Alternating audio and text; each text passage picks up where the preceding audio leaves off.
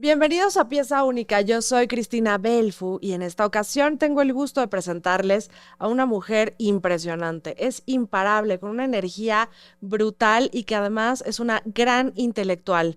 Ella es la principal especialista en uno de los arquitectos que le ha dado fisonomía a este país, Juan O'Gorman. Se trata de Adriana Sandoval, quien es también una de las mujeres más influyentes en el arte en México y América Latina. Bienvenida, Adriana, qué gusto tenerte aquí. Hola Cristina, muchas gracias por la invitación y bueno, pues la presentación me ruboriza un poco. Oye, cuéntame un poco de ti. ¿Cómo es que llegaste a O'Gorman y te enamoraste de él? Yo creo que he notado a lo largo de estos años en que he tenido la fortuna de conocerte que O'Gorman es como un romance con un personaje pues complejo y entrañable como Juan, ¿no? Cuéntame. Mira, yo tengo en la memoria un momento clave de mi vida, de esas cosas que se graban, no sé por qué, y es abriendo mi libro de quinto año de primaria. O sea, yo sí recuerdo pues sí, mi tamaño sobre un pupitre abriendo mi libro de historia. Y recuerdo mucho que el libro de historia tenía en la portada a Orozco, el Hidalgo de Orozco, Ujú. y después tenía una etapa o un capítulo que le llamaban la reconstrucción del país. Y ese capítulo estaba encabezado o ilustrado, o acompañado, sí, ilustrado, por la pieza de la Ciudad de México de O'Gorman, donde está el albañil. Y me acuerdo que me gustaba mucho verlo, pero yo recuerdo como si fuera una película, y recuerdo ojear el libro y ver el autorretrato múltiple. Oye, qué interesante con el proyecto, pues, de ilustración de los libros de la SEP Exactamente, exactamente. artísticos. Mira hasta dónde llegamos, ¿no? Sí, Qué increíble. exactamente. Yo Ajá. recuerdo perfecto eso y sí, justo la verdad es que a mí la escuela a esas alturas de la vida no me gustaba. Me costaba mucho trabajo el llegar a las clases y entender el sentido de autoridad del profesor.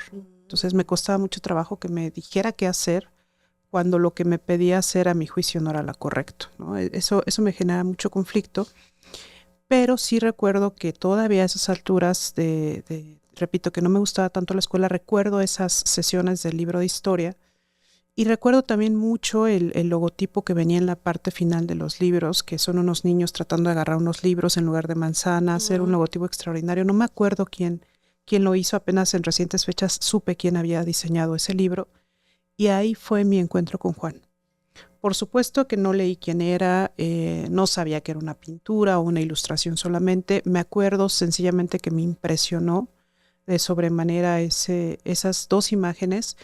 De otras portadas de los libros de la SEP recuerdo Carlos Mérida, el de matemáticas, ese sí Es verdad, era lo Carlos odiaba, Mérida. sí. Ajá. También había un perrito que creo, no me acuerdo de quién era, que es de estas artesanías de Metepec, Carmen Soteno, una chica de la última generación de los Soteno, apenas fabricó unos, bueno, produjo unos para que en la fundación los pusiéramos en venta, pero me acuerdo mucho de estos perritos chatos, creo que Ujú, le llaman, o ujú. perritos, no me acuerdo cómo le llaman. Me acuerdo de otra, bueno, estaba ese, había otro donde era un grupo de niños jalando un globo de un autor que no recuerdo ahorita el nombre, pero sí tengo Tamayo. Había un atlas, creo que era de cuarto o quinto grado, donde venía una Una pieza obra de de Tamayo. Tamayo, ¿cómo no? Exacto.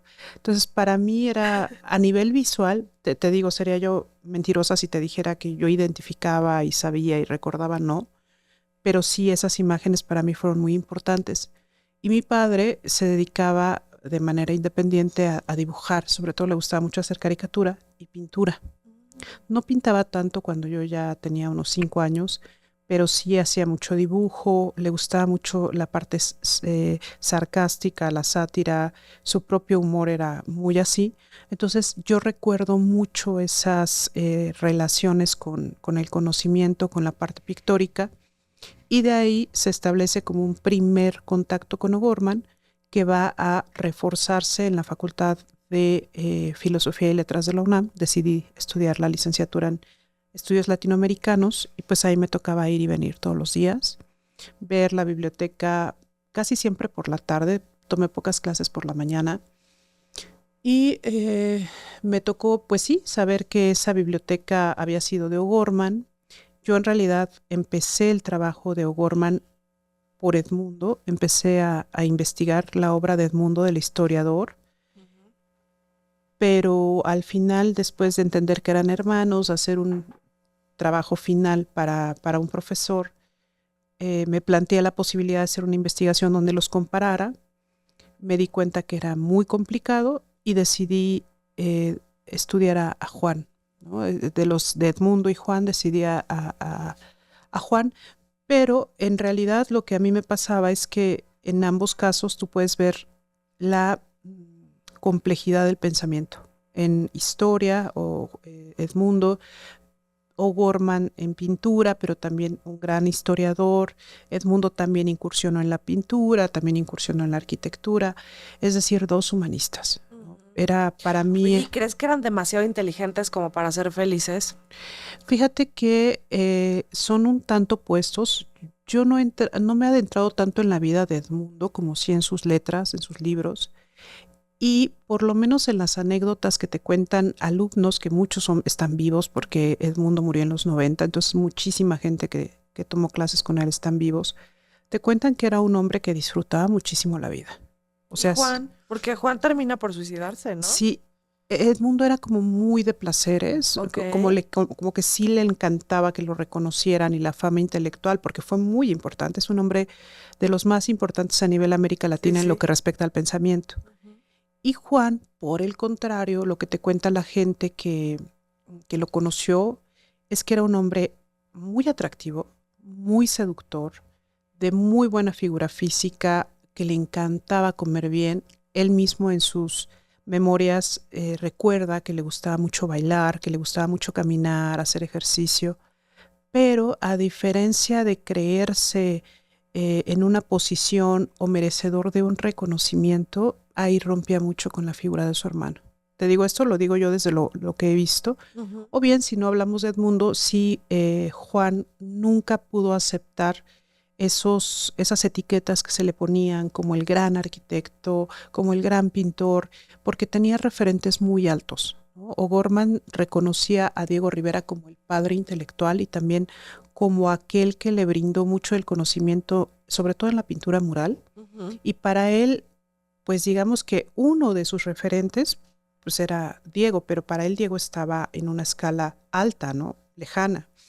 Toda la tradición del siglo XV, XVI, de lo que hoy es Europa, también era muy importante, ¿no? Había muchos pintores que para él eran fundamentales, como el Greco, los pintores flamencos. Entonces, las referencias de Juan eran muy altas, o él las veía muy altas y por consiguiente siempre se sentía como en un proceso de perfeccionar.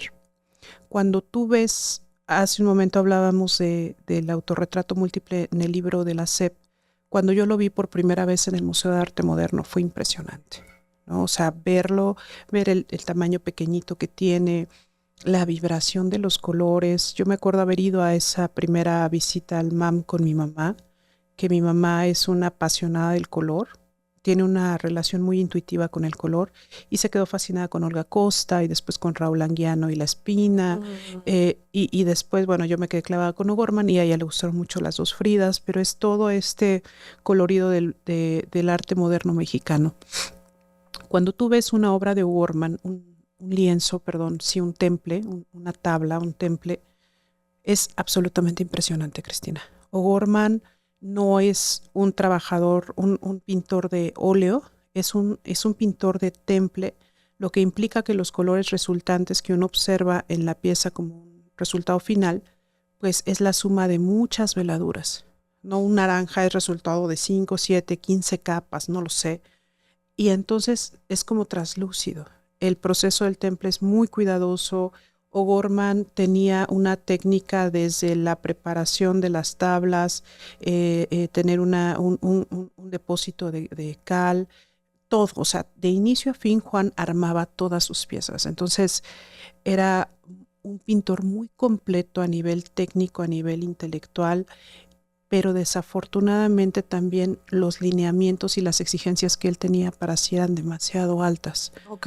motivo por el cual se percibe cierta amargura, cierta frustración, cierta desesperación, sobre todo al final de sus años. Ujú. Oye, ¿y cómo fue que llegaste al arte? O sea, primero estudios latinoamericanos, entiendo este primer acercamiento que además creo que lo comparten muchísimas personas, ¿no? El poder tener en los libros de primaria las obras de arte, sí es una educación estética, yo creo que definitivamente. Pero cuéntame, ¿cómo fue tu llegada al arte? O sea, ¿en qué momento decidiste, en lugar de trabajar con grupos sociales, activismo, hacer el viaje de Latinoamérica, Ujú. estudiar a O'Gorman? Pues mira, en realidad a mí, bueno, sí me gustaría señalar que la SEP ahí tenía un súper acierto, esta formación para todos, acercando imágenes importantísimas, sobre todo muy emotivas, ¿no? Yo creo que muchos, si nos pusiéramos a conversar, recordaríamos esos libros, estoy 100%, seguro, estoy sí. segura, ¿no? Y tendríamos alguna vinculación afectiva con ellos. La forma en la que yo decido estudiar arte es porque en realidad yo quería estudiar pintura. O sea, ¿Tú yo quería querías ser pintar. Sí, artista? claro, a mí me encantaba ¿En dibujar. Sí, sí, serio? sí. O Ok. sea, sí, a mí me gustaba muchísimo dibujar. Un vínculo que yo tuve con mi padre, pues era justamente el dibujo, ¿no? Entonces, yo me ponía a dibujar. Era una forma en la que yo entendía que establecía una comunicación con él. La lectura, el dibujo, las conversaciones de un mundo que para mí era inmenso. Yo era una niña de 12 años, 11 años, y mi papá era ese vehículo que me permitía ver el mundo. Entonces, yo originalmente quise estudiar pintura, pero quería estudiar pintura en la UNAM. Entonces era irme hasta Xochimilco y sabía que no lo iba a lograr. O sea, que me citen a las 7 de la mañana, dije, es imposible, nunca voy a llegar, voy a sacar malas notas, me voy a estresar. No, será en otro momento. Y entonces la segunda opción era arquitectura. Dije, no, sí, arquitectura, no, porque me fascinaba. Pero dije, las matemáticas, las estructuras, tampoco. Entonces dije, bueno, pues quizás latinoamericanos, porque tenía un perfil social, pero para mí la relación con la facultad de filosofía fue desastrosa. Me tocó un tiempo en el que había paros a cada rato, había mucho desorden, por decirlo menos, a nivel tanto de los profesores, y no me refiero a desorden como reventón, sino falta de organización, falta de funcionamiento. Entonces yo siempre me sentía como que estaba perdiendo el tiempo. O Ujú. sea, yo siempre sentía que necesitaba entregar mis trabajos, necesitaba aprender, necesitaba continuar y había un paro y comentarios a la ligera de mis compañeros, de mis profesores, motivo que me decepcionó muchísimo esta supuesta postura crítica que yo no encontré en la facultad. Me parecía más como un mito que una realidad que por lo menos a mí me estaba tocando vivir. Y ahí fue cuando decidí no ir hacia la parte revolucionaria de ir a Chiapas, que a mí me tocaría, ¿no? A lo mejor ir a Chiapas a dar clases de español, yo pensaba. Entonces decido que no voy a continuar por esa línea y empiezo a recordar que a mí el arte me encanta y que el arte también tiene una connotación social fortísima, crítica, que se pueden abordar muchísimos temas y que hay muchísima tolerancia en ocasiones porque pueden ser objetos muy valiosos que no pueden ser destruidos. No es lo mismo que una manifestación en una caseta, ¿no? Ujú. Entonces, ese fue el motivo por el que yo decidí irme hacia el arte. Antes había conocido a Edmundo Gorman y el pensamiento crítico que verdaderamente decía es que esa es la revolución, Ya. ¿no? O sea, yo no asocio la revolución con fumar marihuana en las islas y emborracharme o cosas terribles que pasaban. Yo veía a este hombre crítico diciendo América no fue descubierta sino inventada y eso me acuerdo que me hizo así como si me hubiese ampliado la cabeza y aquellas clases de historiografía, de entender que la historia se le tiene que cuestionar porque es hecha por los hombres y que hay documentos donde puedes hacer una especie de lectura de aquello que no se dice que termina siendo más importante. Eso me enloqueció. Lo que no se dice que termina siendo Sí, más eso, a importante. mí me enloqueció, te lo juro. Y de ahí dije, bueno, no me voy por la historia, me voy por la historia del arte, porque finalmente el arte era para mí un deseo que yo también pues había abrazado en mi ser y dije, bueno, no, quizás ahora no voy a pintar, pero sí voy a aprender mucho de pintura y voy a conocer a muchos pintores y voy a hacer mucho de lo que tiene que ver con la divulgación de la pintura y del arte, pero esto de manera muy intuitiva, porque yo tendría 23 años, ¿no? Y Y ahí estás. así es como brinqué hacia la parte de la historia del arte. Oye, qué bien. Oye, me gustaría que nos platicaras de esto que has dedicado pues varios años de tu vida a estudiar y digamos que nuestra aproximación más intuitiva a la figura de O'Gorman es la Biblioteca Central. Ujú. Entonces, ¿de qué trata ese mural pétreo que vemos desde Insurgentes, que es una ensoñación, que además creo que así como tenemos vínculos emotivos que tú mencionas sobre los libros de texto, pues creo que para todos los universitarios, más allá de lo de las islas y esto que evocas, que también seguramente es un lugar en la memoria, hay un vínculo emotivo con la Biblioteca Central. O sea, ese día que como universitario transitas rectoría y ves la biblioteca enfrente, puede ser uno de los días más felices de la vida de todos aquellos que hemos estudiado en la UNAM y que hemos tenido ese privilegio. Entonces, sí hay una vinculación emotiva con ella, pero creo que poco sabemos del significado de Claro. estas caras, pétreas que tienen tantos significados, tantas evocaciones. Cuéntanos de qué va, de qué se trata ese mural Sí, y ese edificio, ¿no? sí, justo. La parte más visible siempre de la biblioteca es el recubrimiento pétreo, ¿no? Ajá. Incluso hay gente que le resulta de verdad una revelación saber que no es pintura, sino Sí, piedras. O pues es sea, que sí es una sí, revelación, es hay mucha wow. gente que le, primero eso, ¿no? Y siempre nos quedamos con el recubrimiento por lo maravilloso que es a nivel cromático, a nivel de destellos en determinadas épocas del año. Sin embargo, bueno, como bien lo has indicado, forma parte de un edificio, de una construcción que es todavía no solo un objeto de carácter narrativo estético, sino de carácter utilitario. Es el edificio en el que se pensó originalmente estaría la Biblioteca Nacional, ¿no? Cuando se piensa en Ciudad Universitaria, que es el gran proyecto del Estado mexicano para hacer educación pública para las grandes mayorías, se piensan en distintas disciplinas, distintas profesiones para albergar ahí a un cuerpo de estudiantes en proceso de profesionalización, y en ese circuito central vas a tener un elemento central que va a ser la cabeza de Ciudad Universitaria, Rectoría y enfrentito Biblioteca Central. No es menor la ubicación del edificio porque estamos hablando del centro, del centro, del centro. Ujú. Digamos que la rectoría es la cabeza, Biblioteca Central es el corazón, el que Sí. está bombeando, el que está activando, el que está generando, ¿no? Mientras que en el otro lado se están organizando, administrando. Entonces, originalmente iba a ser la Biblioteca Nacional y después pasa a ser Biblioteca Central por haberse quedado pequeña, ¿no? Por el crecimiento de la ciudad universitaria. Yo te diría, Cristina, es uno de los edificios más fotografiados de México en el mundo, más fotografiados de verdad. Forma parte por estar ubicado en el campus central del Patrimonio de la Humanidad de la UNESCO. Este es un trámite que resolvió una iniciativa del arquitecto Felipe Leal. Pero la parte que a mí más me interesa, Cristina, es que, como tú bien lo has comentado, es un referente para todos.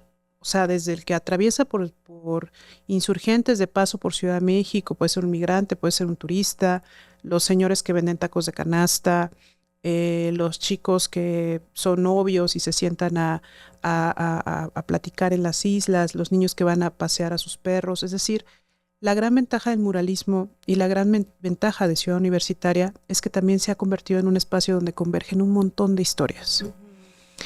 Y a nivel ya de este escenario, yo te podría decir que para los críticos de la época, de los años 50, ellos decían que Biblioteca Central era, muchos decían, que era el verdadero surgimiento de la arquitectura mexicana.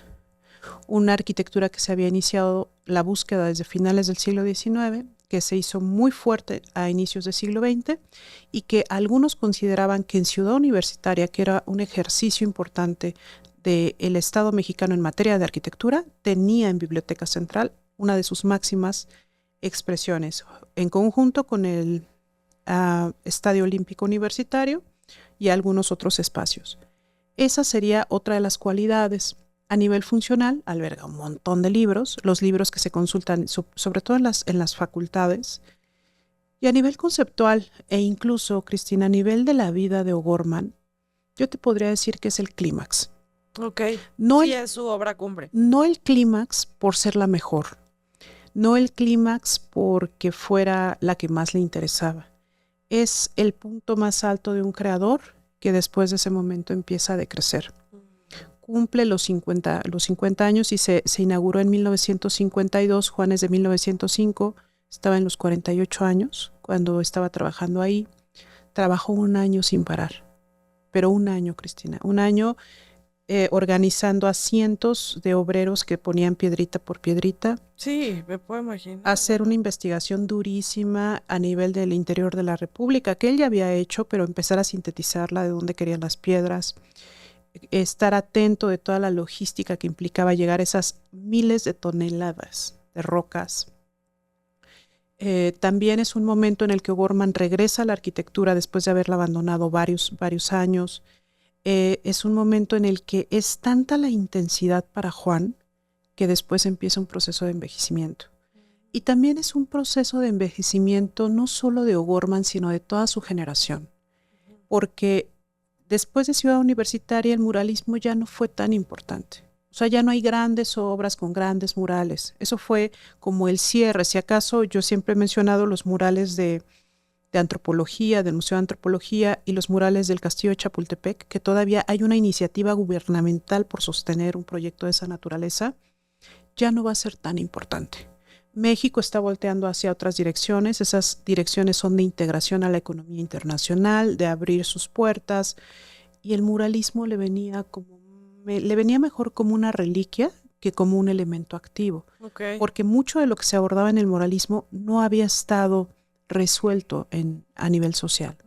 Entonces, ese declive desde mi punto de vista inicia, y para Juan, volvemos al punto que te comentaba, pese a que es una obra impresionante, no se queda conforme, ¿no? O sea, Siqueiros le dice que es una gringa vestida de china poblana, y Juan dice, pues sí, tienes razón.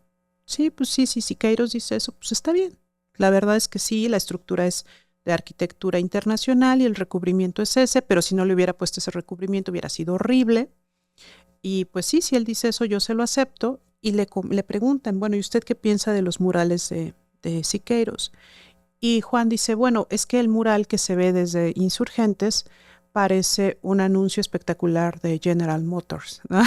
Entonces, Juan, o sea, bueno, ellos dos siempre se trajeron ahí su encuentro. Y fíjate que es bien interesante porque en recientes revisiones de la Academia de Artes, cuando ingresa Juan O'Gorman a la Academia de Artes, uno de los que reciben a Juan es Siqueiros. ¿En serio? Sí, entonces, y algo muy bello es que cuando ingresa la primera mujer a la Academia de Artes, Ángela Gurría, la recibe Juan O'Gorman, ¿no? Entonces ahí es algo muy hermoso, pero sí, Juan no se queda muy conforme, le parece una narrativa demasiado pesada, demasiado densa, es una narración histórica, así, de revisión de fuentes primarias, de revisión de códices, de también ceder algunas solicitudes de la universidad. Es eso, yo te podría decir, poniéndome muy romántica, es un hombre tratando de montar a una bestia, ¿no? Esa bestia es la parte estructural del Estado mexicano haciendo construcciones de ese tamaño. La bestia también es sobreponerse a sus propias aversiones que le generaba la clase política y los arquitectos vinculados a la política, pero extrañamente Juan estaba metido ahí en el proyecto cuando había sido un arquitecto olvidado. Una síntesis de esa pasión que él tuvo por conocer la historia mexicana. También una cosa extraordinaria, de verdad, Cristina, visibilizar la parte indígena. O sea, el muro norte de Biblioteca Central es la narración de la cultura mexica, desde la salida a Aztlán y como el clímax de esa civilización o esa sociedad en relación a la complejidad de su pensamiento místico, la jerarquía de su sociedad. Entonces Juan visibiliza esa parte, la pone sobre la mesa de los universitarios y dice, bueno, el muralismo ha hablado mucho de los indígenas o mal llamados indígenas, pero yo no voy a hablar de ellos. He hecho una investigación de mucho tiempo, algunos códices, muchos códices, y se los pongo sobre la mesa para que ustedes lo reflexionen, lo replanteen, lo critiquen, pero no voy a poner madres amamantando mientras están sufriendo las desigualdades del sistema. Nunca le interesó ni la victimización, ni la revictimización, ni le interesó el sarcasmo, ni el mostrar estos cuerpos como sujetos dignos solamente de la marginación y el desprecio, ¿no? Nunca estuvo él a favor del pobrecito. En el Museo de Historia de Chapultepec, donde hay la parte del retablo de la Independencia, Juan hace representaciones de cómo eran torturados los indígenas y los negros, pero no es desde su iniciativa y su particular inspiración, sino a partir de investigaciones de fotografías, porque hasta el siglo XIX, inicios del XX, se seguían tratando a ciertos sectores de la población en México como animales, ¿no? O sea, basta leer, por ejemplo, La rebelión de los colgados de Bruno Traven, donde te explica que el trabajador que extraía la caoba, pues era hasta que le sangraban las manos, ¿no? Y te acuerdas, no sé, de la película de Viva México de Einstein, donde hacían un hoyo, metían a la persona, solo al trabajador en cuestión rebelde, dejaban que solo quedara la cabeza y pasaban los caballos encima de ellos. Pero estamos hablando del siglo XX, ¿no? Entonces, Juan nunca quiso hacer estas representaciones dolientes, sino decía, esto es lo que hace nuestra maravillosa civilización, ¿no? De ahí venimos de un trauma. Y también, Juan, creo que la representación histórica de la cultura de la Biblioteca Central es decir, de esto venimos. Todo esto nos ha costado. Negros, indios, occidentales, dioses mesoamericanos, dioses cristianos, todo lo pagano, de ahí venimos como humanidad. Y estamos frente a un proceso que eternamente se está renovando. ¿Qué es lo que vamos hacia adelante? Y siempre que estemos avanzando hacia nuestros retos, recordemos que esta roca, porque se convierte la Biblioteca Central en una gran roca, que una especie de piedra que tiene una historia que contar, tú puedes regresar a ella cada que quieras, porque esas rocas nunca van a perder su color y esas rocas nunca van a dejar de contar esa historia que te pertenece. Fíjate, o sea, hay una investigación incluso del material. Hay otros murales que hace poco veía en tus redes sociales, este mural de Tasco, que a mí me parecía desconocido, no sé qué tan conocido sea, pero pues no tenía referencias de él. He visitado contigo la casa del sur de la ciudad, de Nancarrow, y bueno, diseñada por O'Gorman, y que también creo que hay un gesto muy, muy próximo a la Biblioteca Central. Claro. Y bueno, pues también los edificios tan conocidos y tan en la memoria como el del estudio de Frida y Diego en San Ángel. Cuéntanos un poco de estas otras obras de O'Gorman, por supuesto la desaparecida cueva, donde él se fue a vivir, ¿no? Sí. Un poco aislado del mundo y de pronto decide irse a vivir a este lugar que él hace casi a su imagen, ¿no? ¿Qué pasó con esa casa? No sé, ¿cuál ha sido tu recorrido en estos espacios pues habitados y habitables? Mira, Juan siempre está moviéndose entre la arquitectura y la pintura. La pintura, desafortunadamente, sus pinturas de Caballete, muchas están en el extranjero. Okay. O sea, desafortunadamente Juan... Y él no está protegido, ¿no? Sí, sí está protegido. Okay, afortunadamente está bien protegido. En muy recientes fechas está muy bien protegido. Desgraciadamente... Y bueno, afortunadamente para mí, por lo menos, Juan nunca se pronunció y se dijo a sí mismo, soy artista, soy un trabajador de la arquitectura, soy un pintor de oficio, porque él no estudia formalmente pintura, académicamente no sustenta un título de pintor o de artista. Y en este proceso para entender a Juan como arquitecto y como pintor, es muy sencillo entender cómo la roca, que es la base de la arquitectura, puede migrarse hacia la pintura, ¿no? Es como una traducción. O'Gorman, como muchos otros pintores de su generación y 2 generaciones anteriores, estaban metidísimos en el muralismo.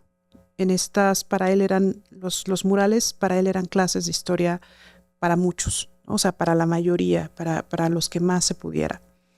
Y otro de los objetivos del muralismo también es que estas narrativas duraran la mayor cantidad de tiempo posible.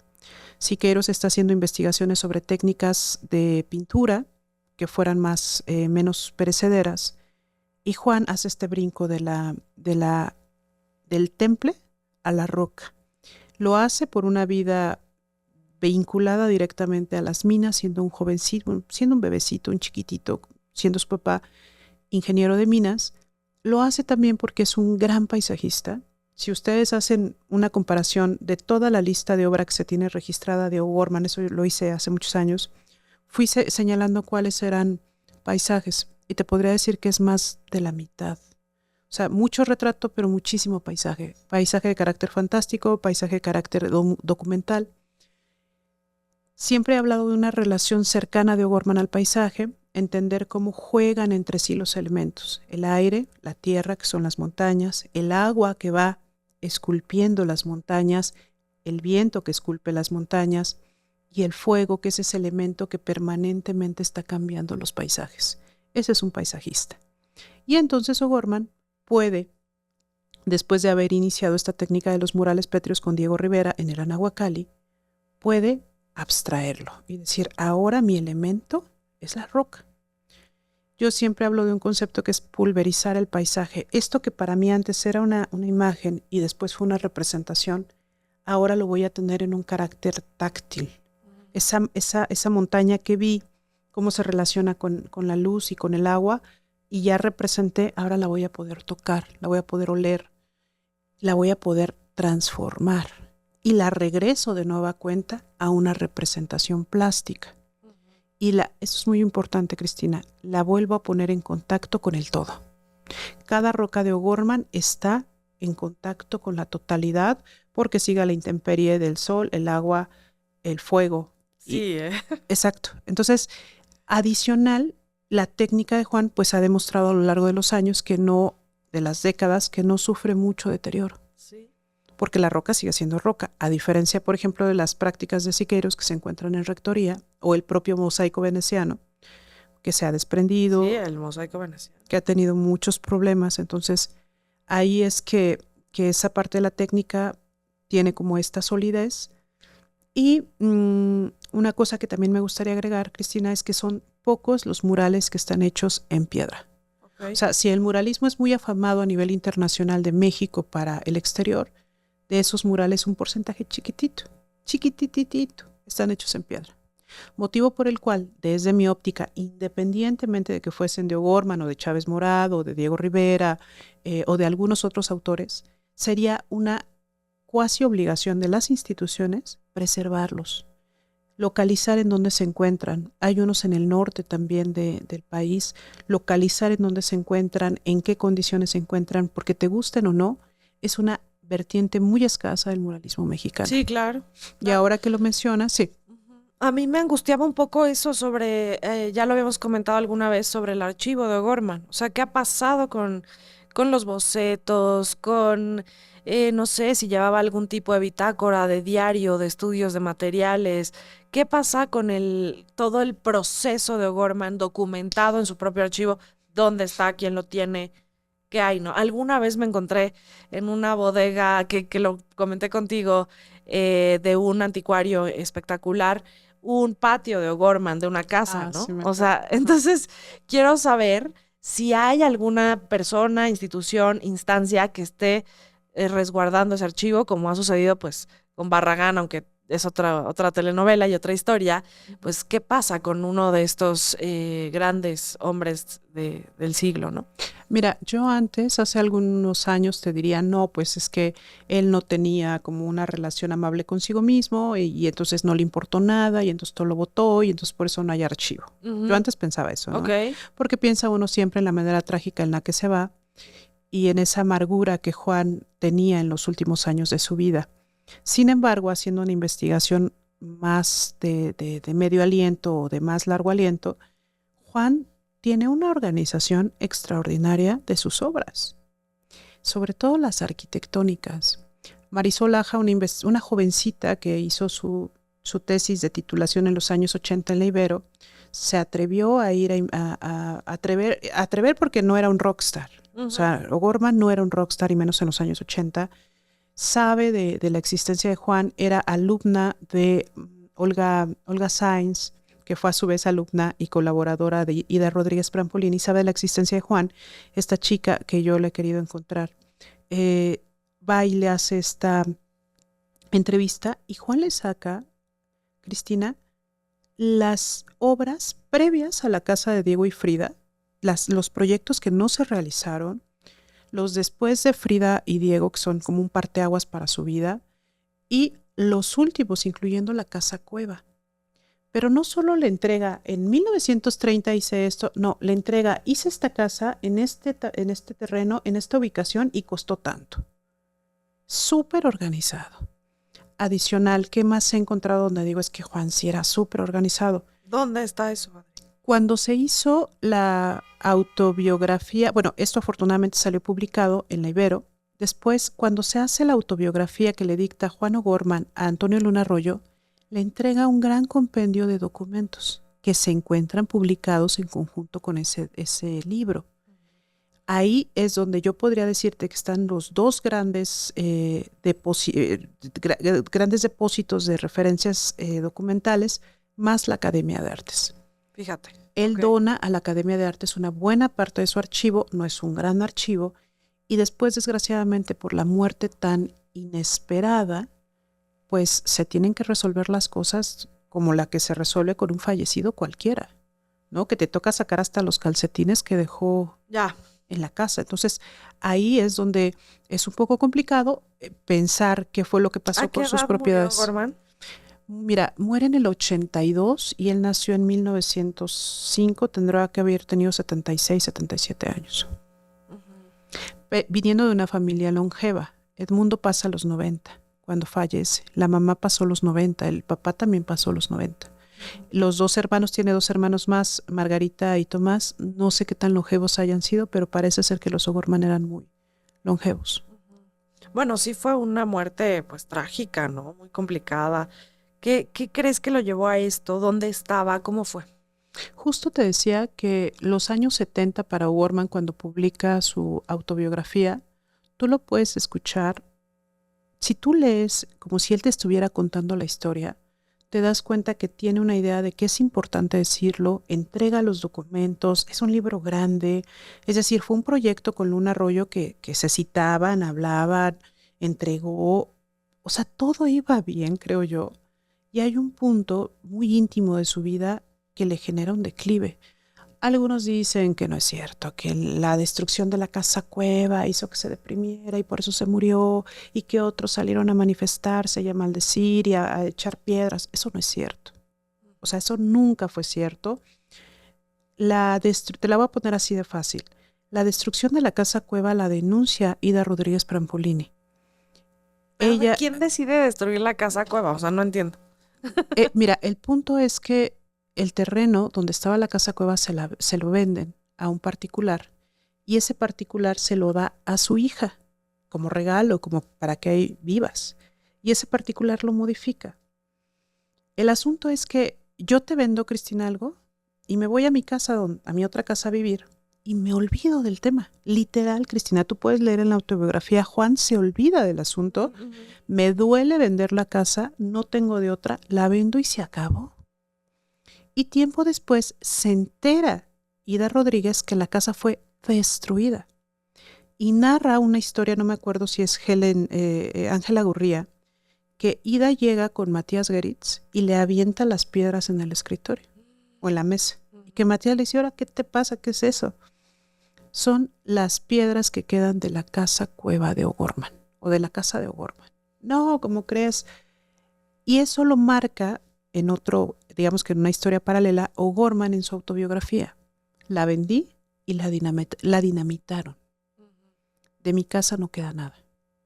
O'Gorman solo se enteró, Cristina, de que eso había pasado, pero no fue este el motivo por el que él decide. No, espera, pero no la destruyeron. Okay. O sea, no la destruyeron. No fue cierto que la hayan dinamitado, no fue cierto que solo hayan quedado las piedras. Eso no fue cierto. Juan tampoco se dio a la tarea de decir, a ver qué pasó con mi casa, quiero ir a verla. No sé si Ida se haya dado a la tarea de ir. Se expandió un rumor de que la habían dinamitado, pero no era cierto. Y por otra parte, quienes visitaban a los propietarios de la casa se dieron cuenta que nunca la dinamitaron. Okay. Lo único que pasó es que la repellaron y la modificaron hasta conceptualmente destruirla. Ya. Pero la estructura prevalecía. Ahí está. Okay. Entonces, por eso es que te digo que hay muchas inconsistencias de parte de los investigadores y de parte sobre todo de los sensacionalistas. Y es muy triste, Cristina, que Juan no supo que su casa seguía existiendo. O sea, Juan se quedó con la idea de que Pero ya no había nada. No es esa idea lo que lo lleva a este final No, trágico, para no. nada. Porque sí se ha manejado mucho eso, ¿no? Sí, pero se ha manejado de manera muy amarillista y se ha manejado de manera muy irresponsable y también se ha manejado con la intención de pulir y subrayar presencias y voces que nunca existieron. Ok. O sea, la única que se encargó de hacer una denuncia formal fue Ida Rodríguez Prampolini. Ida estaba indignadísima porque lo quería y lo admiraba mucho y porque había sido su cuñado y amigo de toda la vida, y la invitan a un noticiero para hablar de algo cultural. Y ella dice esto. Y ella dice, yo vengo a esto, pero voy a decir lo otro, ¿no? Porque esto no puede seguir pasando así. Sí. Entonces, ahí es donde te das cuenta que yo siempre he hablado de una cosa, cuando, quién fue la o el que destruyó la Casa Cueva? O sea, olvidémonos de quién lo hizo. Pensemos en todos los que se quedaron callados. Ya. O sea, ¿cuánta gente hay una crítica nefasta que dijo, qué bueno que se la tiraron porque ahora sí tenemos de nuevo a lo Gorman que nos gustaba? Palabras más, palabras menos. Porque esa casa era horrible. O sea, ha habido un encono en contra de la mujer a la que se adjudica el crimen cultural. A mí no me gusta mucho entrar en eso, y donde sí me gusta mucho entrar es en todos los que se quedaron callados. ¿No? Pues no importa, ¿no? Ay, pues qué bueno.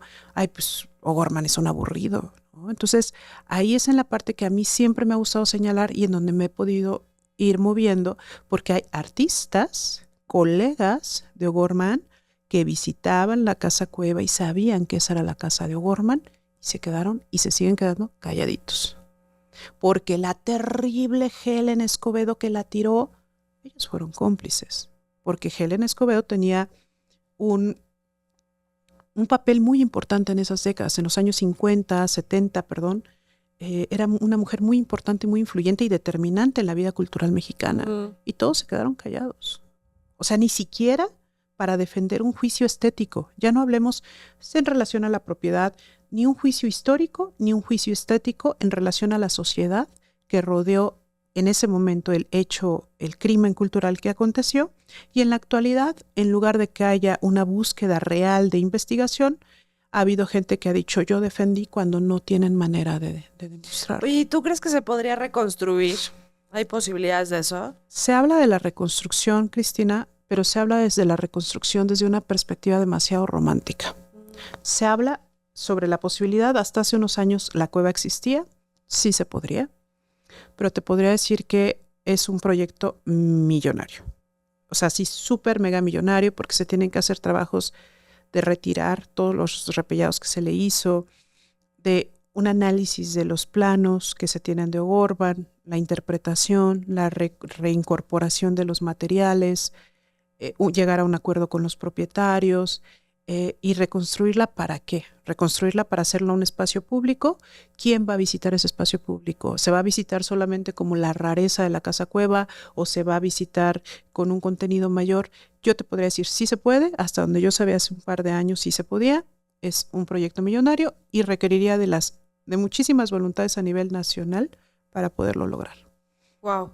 Oye, y volviendo a ti, ¿qué ha sido para ti dedicar gran parte de tu estudio, de tu vida, de tu pasión por trabajar, por investigar a un personaje como O'Gorman, que dialogas con él constantemente, ¿no? Y que es un personaje histórico, pero que a la vez, pues, es como un diálogo imaginario, ¿no? O sea, estás hablando a través de sus obras, de su legado, pero, no sé, cuéntame un poco de esta relación que tienes personal con O'Gorman. Mira, lo acabas de decir de manera muy precisa, Cristina. Yo te diría incluso que hay hasta una parte como de mitificación de O'Gorman, ¿no? Mi relación con él ha sido muy profunda, muy intensa. Yo te puedo decir que tenía 20 y tantos cuando hice mi servicio social en el Casa Estudio Diego Rivera. Me ponían una mesita así en uno en la casa de Diego, y ahí me ponía a hacer yo mis notas sobre O'Gorman. Yo no tenía la menor idea de qué iba a pasar con mi vida profesional, hacia dónde iba a ir, pero sí sabía que me encantaba lo que estaba haciendo. O sea, nunca pensé en hacerlo para ganar dinero, nunca pensé en hacerlo para no hacer otras cosas. Eso en primera instancia. En segunda instancia ha sido un platillo, si me permites hacer una similitud, hiper, mega nutritivo. Yo me he nutrido, mucho de lo que le debo de mi cultura ha sido a la necesidad de entender a Juan, su tiempo, sus amigos. Para mí lo más difícil ahorita ha sido entender a Nancarrow, que es una cosa así dificilísima porque yo no soy músico ni soy investigador en música, pero ha sido un súper reto, lo he podido lograr de manera bastante suficiente. Y así lo mismo a Max Cheto, medio conocerlo y conocer a unos personajes. Por ejemplo, yo te podría decir, Cristina, Julio Castellanos, el pintor que murió tan joven, que hace una declaración o una denuncia de la pedofilia de la Iglesia Católica en una escuela primaria.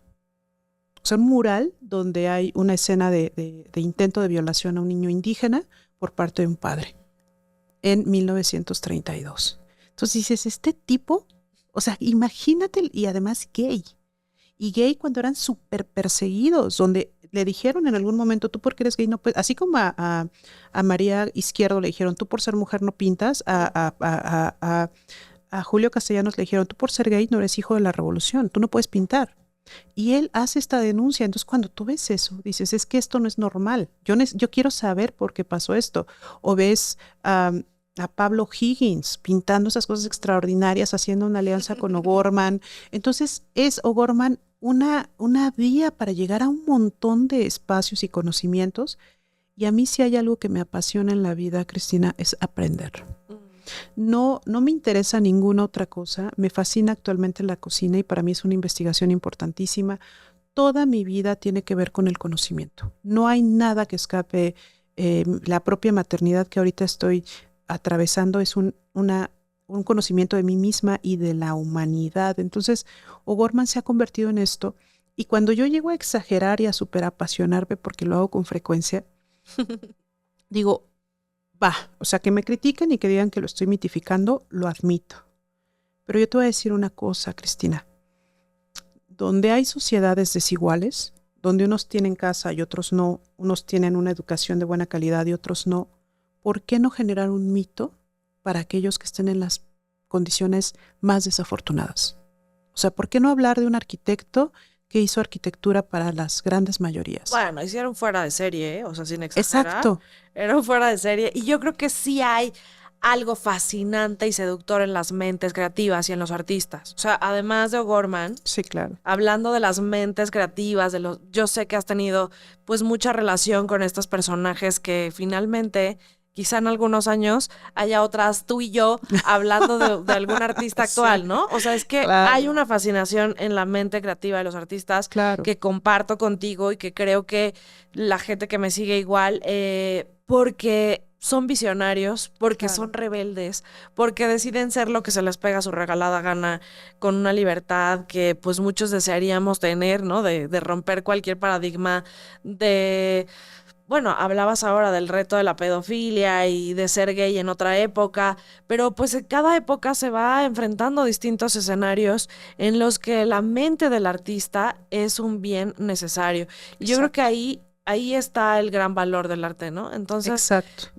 A ver, sí, claro que se mitifica a los artistas y creo que eso también es un trabajo creativo importante del curador, del historiador, del crítico de arte, del periodista cultural que descubre esa faceta única del artista, ¿no? Eso que lo hace especial, que lo hace diferente, que lo hace vivir intensamente porque al final pues estamos tratando con la vida misma.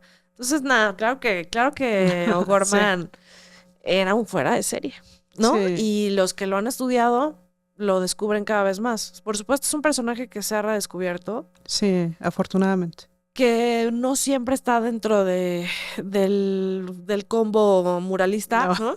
Sí. Y creo que también es un personaje entrañable porque sepas o no sepas quién es O'Gorman, tienes un recuerdo o una vinculación con su obra, ¿no? Exacto. Entonces creo que eso está muy bien. Ahora se aproxima el aniversario. Sí. Cuéntame qué va a pasar, qué se va a hacer, qué está sucediendo en la universidad.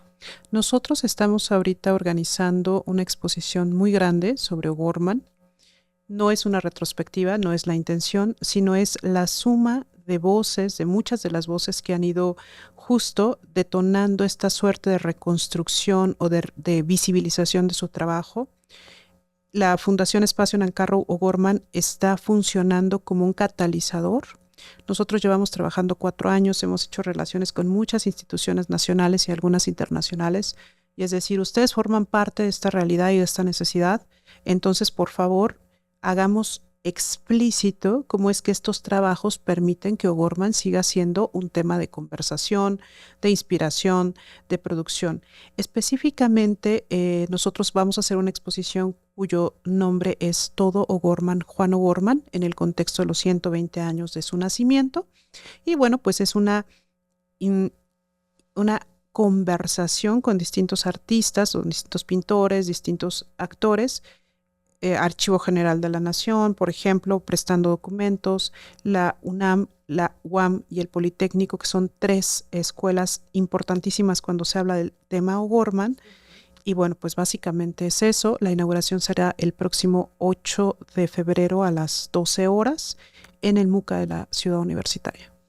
Pues nadie se lo puede perder. Además, lo que me encanta del trabajo que has desarrollado como curadora, como investigadora, es que cada uno de las piezas o de los artistas participantes son el detonador para aprender más cosas, ¿no? Y ahora me lo acabas de confirmar con este interés por el conocimiento, Adriana. Pues muchísimas gracias por esta conversación. No sé si me quieras contar algo diferente, algo que nadie sepa de Juan O'Gorman. Me encantaría que me platicaras para cerrarla y bueno, pues agradecerte siempre tu disposición para compartir. Pues mira, una de las cosas que platicaba con Julieta, que es una compañera que está en la fundación, que es maravillosa, que ha trabajado muy fuerte para que logremos nuestros objetivos, hablábamos de una anécdota fortísima donde O'Gorman conoce a un par de alemanes que están refugiados después de la Segunda Guerra Mundial, un hombre y una mujer.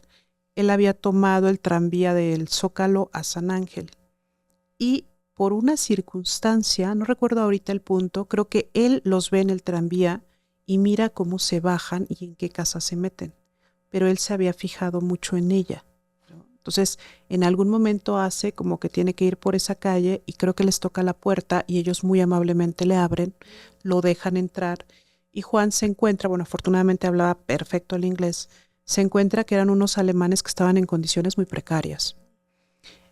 Para no hacerte el cuento largo, él termina enamoradísimo de ella y él, que era profesor creo que en Alemania, le dice, está bien, yo sé que la quieres, también tú le interesas, yo necesito regresar a Alemania, casi que te la dejo. O sea, él era el marido de esta chica. El marido. Wow. Pero por las condiciones en las que se encontraban, él regresa a Alemania, Juan se queda con ella, se hace un pacto de 1 año. En 1 año él tendrá las condiciones para que ella vaya a Alemania. Dice que fueron meses extraordinarios, que él estaba enamoradísimo y encantadísimo, pero desafortunadamente, dice, él cuenta, yo en algún momento sabía la fecha y estaba con la esperanza de que ella dijera que no se iba y que se quedaba conmigo. Y contada la fecha, ella se fue. Decidió irse. Se fue. Y después resulta ser, cuenta, él se queda muy dolido y dice, bueno, pero la ventaja es que yo pude regresar al arte porque ese año fue cuando menos pinté. Se dedicaba a hacer Ahí está. artes del amor, decía, estaba en el arte del amor. Entonces, es una anécdota preciosa de una madurez emocional de los 3 involucrados, una conciencia social fortísima y yo creo que al final un buen trato, ¿no? Un buen recuerdo para los 3. Wow. Pues con eso nos quedamos. Muchísimas gracias, Adriana, por estar aquí. Gracias a ustedes por seguir este podcast. Por favor, compartan lo bueno, compartan el conocimiento y nos vemos en la próxima edición de Pieza Única.